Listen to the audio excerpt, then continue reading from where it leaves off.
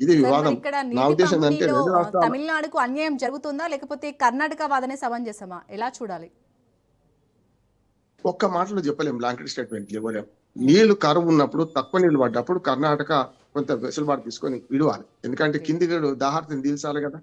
కానీ అప్పుడైనా ఇప్పుడైనా అదే వాటాల ప్రకారం పోతామంటే కొన్నిసార్లు నష్టం అవుతుంది. అంటే కర్ణాటక ఈ వాదన తప్పు. ఇప్పుడు నీళ్లు 65 టీఎంసీ 70 టీఎంసీ దాకా పైన మన ప్రాజెక్టులో 3 ప్రాజెక్టులు ఉంటాయి కర్ణాటకలో. ఆ మూడిట్లలో ఉన్నాయి నీళ్లు. కానీ డెడ్ స్టోరేజ్ ఉన్నాయి కదా, నీళ్లు మేము విడిస్తే మా సంగతి ఏంది, రేపు పొద్దున అసలు వర్షాలు పడుతుంది మా సంగతి ఏంది అని అడుగుతున్నారు. వాళ్ళు అంటున్నారు ఎప్పుడైనా మంచిగా వర్షాలు పడి అధికంగా మునిగిపోతుంటే వాళ్ళు వద్దన్న నీళ్లు విడవాల్సింది. ఇప్పుడు మనకున్న ఆల్మట్టి, మన కర్ణాటక మనకున్న అది తుంగభద్ర డ్యామ్ ఏం చేస్తున్నారు, వాళ్ళు తుంగభద్ర డ్యామ్ నిండగానే విడిచిపెడతారు కదా, వాళ్ళైతే దాన్ని విడిచిపెట్టుకోలేరు కదా పై నీళ్ళు అయితే. అందుకనే ఇక్కడ కూడా మనం ఆలోచించేది ఏంటంటే కర్ణాటక వాదన కరువు ఉన్నప్పుడు విడు అని తమిళనాడు అంటుంది. కర్ణాటక ఏమైంది, కరువు ఉన్నప్పుడు మాకే నీళ్లు సరిపోతే మీకు ఎట్లా విడిస్తామని అంటుంది. అందుకనే సుప్రీంకోర్టు అమికబుల్ సెటిల్మెంట్ చేసింది, దానిలో స్పష్టంగా పేర్కొన్నది నీళ్లు తక్కువ ఉన్నప్పుడు అదే రేషియోలో కిందికి విడవండి అన్నది. ఇప్పుడు కనీసం రోజుకు 3500 క్యూసెక్ నీళ్లు మాకు విడిస్తే తాగునీటి కన్నా మనకు వస్తాయి కదా మాకని తమిళనాడు అంటుంది. కనుక విడవాల్సిందే. ఇప్పుడు కరువు కాలంలో కర్ణాటక పెద్ద మనసు చేసుకొని 3500 టీఎంసీలను కనీసం రోజుకు కిందికి విడవాల్సిందే.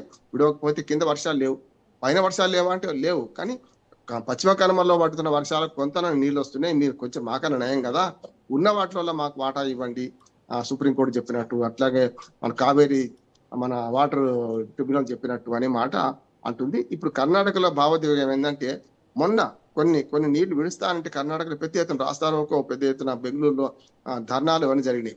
అంటే పాలకులు భయపడతారు కదా, ఒక భావోద్వేగంతో కూడుకుంది కనుక రైతుల ఓట్లు కూడా కావాలి కనుక రైతులను వ్యతిరేకించి అయితే ఎంత మనసున్నా కూడా కర్ణాటక నుంచి తమిళనాడు నీళ్లు ఇచ్చే పరిస్థితి లేదంటున్నారు. అందుకనే నా ఉద్దేశం ఏంటంటే మేకదాటు ప్రాజెక్టును మొదటి నుంచి తమిళనాడు వ్యతిరేకిస్తున్నది. ఇప్పుడు కాదు, అంతకు ముందు కూడా వ్యతిరేకించారు తమిళనాడు ఏ ప్రభుత్వం ఉన్నా. ఇప్పుడు మన తీర్మానం చేసింది కనుక నా ఉద్దేశం ఏంటంటే మేకదాటు ప్రాజెక్టును కట్టనించి కట్టుడు పెద్ద ఏం లేదు, జస్ట్ ఒక 15 మీటర్ల ఆనకట్ట పూర్తి చేస్తే ఇటుపక్క అటుపక్క నీళ్లు బాగా ఆగుతాయి, మట్టి కట్ట వేసుకుని సరిపోతుంది. 65 టీఎంసీలు అక్కడ ఆగినాయి అనుకోండి, దానివల్ల వర్షాలు బాగా పడ్డప్పుడు అది స్టోర్ చేసుకునే అవకాశం ఉంటుంది. దాని వర్షాలు లేనప్పుడు విడవడానికి తమిళనాడు వాటాను కరెక్ట్ గా ఫిక్స్ చేయాలంటున్నాడు.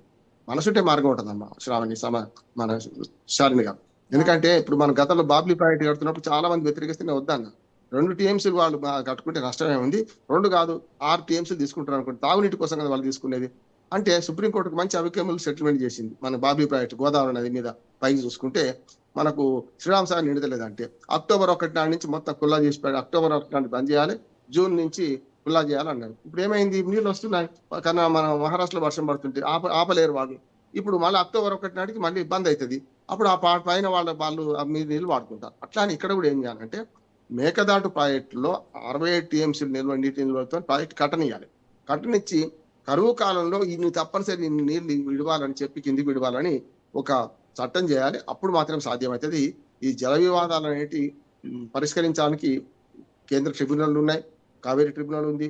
కేంద్ర ప్రభుత్వం పెద్దనలాగా లేకుంటే తండ్రిలాగా 2 రాష్ట్రాల మధ్య పంచాయతీ చెప్పాలి, లేకపోతే కావేరీ జల వివాదం కాస్త మారణ హోమంగా మారుతుంది. చాలాసార్లు మారింది కూడా, పెద్ద పెద్ద రాస్తారోకలు, కాల్పులు అన్ని జరిగినాయి. అసలు ఎన్ని విధ్వంసాలు జరిగినాయి, అన్ని విధ్వంసాలు జరిగినాయి. నా ఉద్దేశంలో కర్ణాటక వాదన మేకదాటు ప్రాజెక్ట్ కట్టుకుంటామని అది కరెక్ట్ అంటున్నారు. కానీ కరువు వచ్చినప్పుడు విడవాలి అనేది కూడా కరెక్టే కదా. మేము కరువు వచ్చినా సరే కాలం వచ్చినా సరే మేమైతే ఆపుకుంటాం, మాకు ఎక్కువ నీళ్ళు అయితే విడిచిపెడతామంటే మరి కింది వాళ్ళ హక్కులు భంగపడతాయి కదా. అందుకనే ఇద్దరు సమయం పాటించాలి. విజయ్ అన్నట్టు తాను కర్ణాటక పోయి నేను సంప్రదింపులు చేస్తా అంటున్నాడు. మేకదాటు ప్రాజెక్టును కట్టనిచ్చి ఆ నీళ్ళని నిద్ర పంచుకుంటే బెస్ట్ అని నా ఉద్దేశం. సార్ అలాగే ఈ వాతావరణ మార్పుల కారణంగా పాత నీటి పంపిణీ ఒప్పందాలు ఏవైతే ఉన్నాయో వాటిని మార్చాల్సిన సమయం వచ్చింది అనుకోవచ్చా?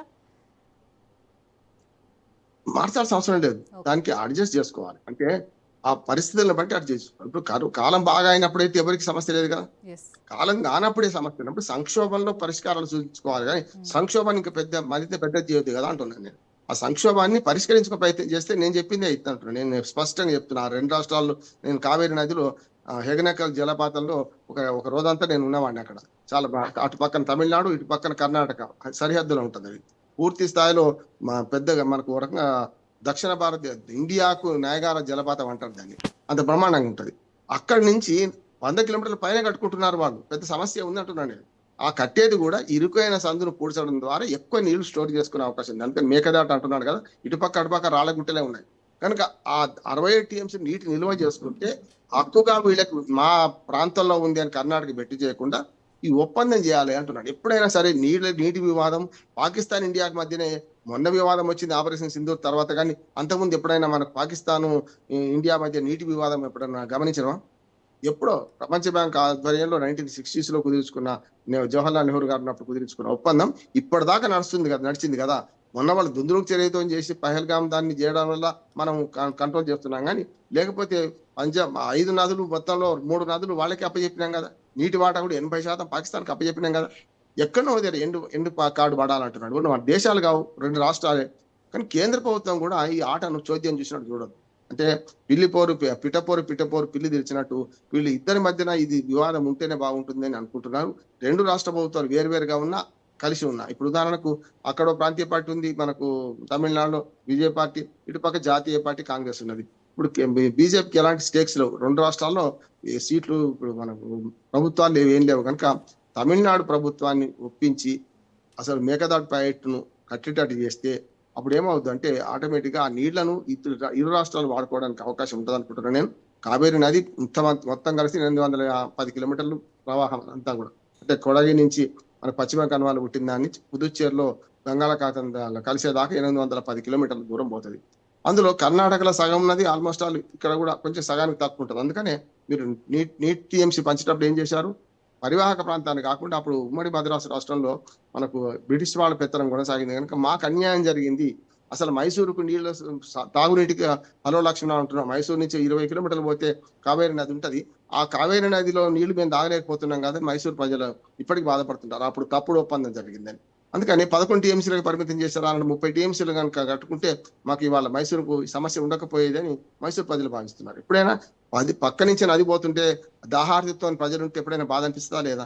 ఇదే అంతే అంటారు. అందుకనే ఈ 2 రాష్ట్రాలు ఒక రకంగా చెప్పాలంటే కొంచెం బేహజాలు పక్కన పెట్టి అమికబుల్ సెటిల్మెంట్ చేసుకుంటే ఎవరి దగ్గరికి ఎవరు పోయిన సమస్య కాదు. తమిళనాడు ముఖ్యమంత్రి కర్ణాటక రావచ్చు, కర్ణాటక ముఖ్యమంత్రి తమిళనాడు రావచ్చు.